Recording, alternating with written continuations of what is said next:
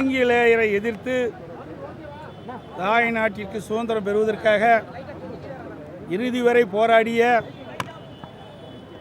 சுதந்திர போராட்ட மாவீரன் தீரன் சின்னமலை அவர்களின் நினைவு நாளில் அவர்தம் தியாகத்தையும் வீரத்தையும் போற்றி வணங்குகின்றேன். நான் பல முறை அறிக்கை விட்டுட்டேன். உங்கள் தொலைக்காட்சியிலையும் ஊடகத்திலையும் பத்திரிகையிலையும் வெளிவந்திருக்குது. ஆனால் இந்த அரசாங்கம் காவிரி நதிநீர் பிரச்சனை பெறுவதற்கு என்ன நடவடிக்கை எடுக்க என்று எதுவுமே தெரியல. இன்றைக்கு தமிழகத்தில் இருக்கின்ற அனைத்து இந்திய அண்ணா திராவிட முன்னேற்ற கழகத்திலிருந்து பல அரசியல் கட்சி தலைவர்கள் காவிரி நதிநீர் பிரச்சனை மற்றும் மேகதாது அணை கட்டுவது குறித்து கர்நாடக அரசு எழுப்புகின்ற பிரச்சனைக்கு தமிழ்நாட்டுடைய நிலைமையை அனைத்து அரசியல் கட்சி தலைவர்களையும் அழைத்து பேசி கருத்துக்களை கேட்டு அதோடு டெல்டா மாவட்டத்தில் இருக்கின்ற பல்வேறு முக்கிய விவசாய பிரதிநிதிகளை கூட்டத்தையும் கூட்டி அவருடைய கருத்துக்களையும் கேட்டு அதற்கு பிறகு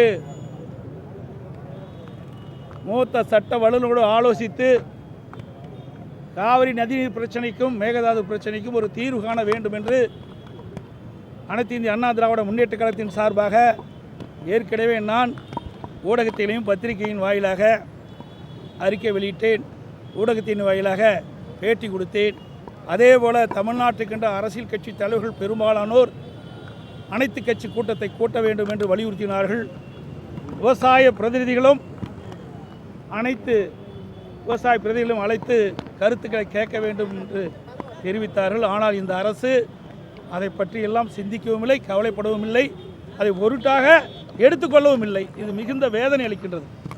இதற்கு முன்பு இருந்த அனைத்து இந்திய அண்ணா திராவிட முன்னேற்ற கழக ஆட்சியிலும் சரி, திராவிட முன்னேற்ற கழக ஆட்சியாக இருந்தாலும் சரி, காவிரி நதிநீர் பிரச்சனையோ மேகதாது பிரச்சனையோ வருகின்ற பொழுது அனைத்து கட்சி தலைவர்களை கூட்டத்தை கூட்டி விவசாய சங்க பிரதிநிதிகளுடைய கூட்டத்தை கூட்டி அவருடைய கருத்துக்களை கேட்டு சட்ட வல்லுநர் மூலமாக சட்ட ரீதியாக உச்சநீதிமன்றத்தில் சந்தித்து இன்றைக்கு காவிரி நதிநீர் பிரச்சனைக்கு ஒரு நிரந்தர தீர்வை அனைத்து இந்திய அண்ணா திராவிட முன்னேற்ற கழக ஆட்சியிலே நாங்கள் தீர்ப்பை பெற்றோம்.